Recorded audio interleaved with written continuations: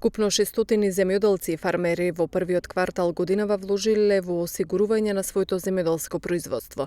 За осигурување на посевите и плодовите во овој период склучени се 444 договори за осигурување во кои земјоделците вложиле над 1,3 милиони евра.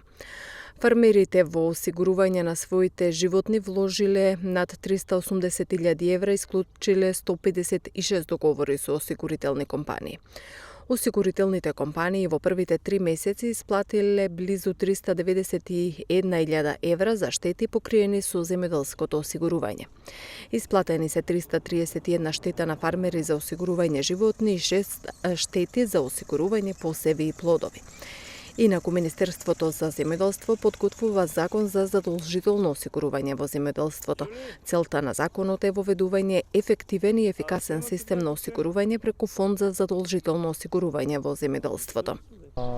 Интензивно се работеше овие 3 месеци на финализирање на законот од страна на работната група. Лично бев на терен на дел од сесиите за да го докомплетираме овој закон. Законот предвидува задолжително осигурување на земјоделските стопанства и отвара можности за формирање на земјоделски осигурителен пул заедно со сите осигурителни компании и со Агенцијата за супервизија.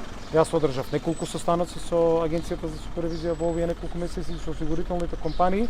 Следниот состанок е во понеделник, со што конечно имаме ново законско решение во финална фаза, кое што повторно ќе се најде пред пратениците, кое што ќе предвидува задолжително земјоделско осигурување на земјоделските стопанства. Минатата година вкупните вложувања во земјоделското осигурување изнесувале 8,9 милиони евра. При тоа биле склучени вкупно 3858 договори за осигурување посеви, плодови и стока.